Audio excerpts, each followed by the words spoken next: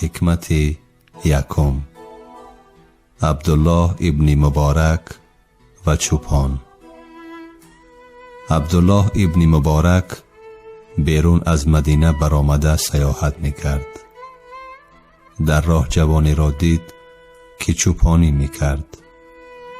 دلش به جوان سوخت. فکر کرد که این جوان عبادت به الله تعالی را چگونه ادا میکند و چگونه او را میشناسد.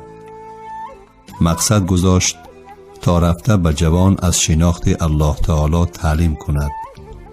نزد جوان آمد و سلام داد و پرسید: فرزندم، الله تعالی را میدانی؟ چوپان: مگر بنده صاحبش را نمیشناسد؟ عبدالله ابن مبارک: الله تعالی را چگونه شناختی و به تو کی درس داد؟ چوپان: با این گوسفندانم شناختم. عبدالله ابن مبارک: با گوسفندان چگونه شناختی؟ چوپان: فکر کن، این گوسفندها بی صاحب و چوپان نمی شوند. اگر تنها باشند کار نمی آیند. شخص لازم است که به اینها آب و علف دهد و از گرگ و دیگر جانورها نگاه بینشان کند. از این درک کردم که کائنات، آدم، جن، حیوان و دیگر جاندارها به نگهدار احتیاج دارند و همه اینها را باید قوه یا ذات تحت نظارت داشته باشد. پس این ذات بغیر الله تعالی دیگری نیست. همین گونه با این گوسفندها هستی الله تعالی را دانستم. عبدالله ابن مبارک: الله تعالی را چگونه میشناسی؟ چوپان: او را به چیزی مانند نمی کنم. عبدالله ابن مبارک: از کجا دانستی که او را به چیزی مانند نمی کنی؟ چوپان: باز همین گوسفندان را فکر کرده دانستم. عبدالله ابن مبارک: چه خیل فکر کردی؟ چوپان: فکر کردم که چوپان این گوسفندانم و آنها را اداره می کنم. دیدم که نه من به آنها مانندم و نه آنها به من. چه خیلی که گوسفندان به چوپان مانندی ندارند، پس مخلوق نیز به خالق مانندی ندارد. عبدالله ابن مبارک: خیلی خوب گفتید. از علم چیزی بهره برده ای؟ چوپان: در این صحرا چگونه میتوان تحصیل علم کرد؟ عبدالله ابن مبارک: با این فراستت باز چی آموختی؟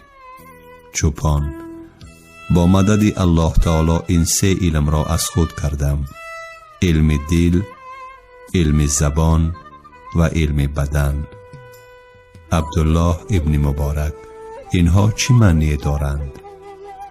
چوپان: علم دل این است: الله تعالی به من قلب داد، آن جای را به خودش جای محبت و معرفت کرد. خواست تا به این قلب او را بدانم، شناسم و دوست دارم. آنچه که دوست می دارد من هم دوست دارم و آنچه که دوست نمی دارد در قلبم جا نمی کنم و از آن دوری می جویم. علم زبان این است: الله تعالی به من زبان داد، خواست با این زبان حمد و ذکر و شکرش کنم و نعمتش را فهمانم. من کرد تا زبان سخنی بد نگوید. علم بدن این است: الله تعالی به من بدن داد، خواست تا به این بدن به او خدمت و عبادت کنم. الله تعالی امر کرد تا به سوی خیر قدم گذارم و از کار بد گریزم.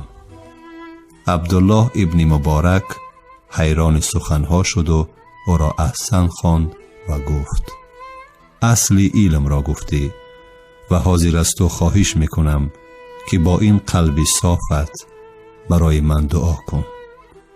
چوپان گفت: از چهره‌تان معلوم است که ذاتی بزرگید.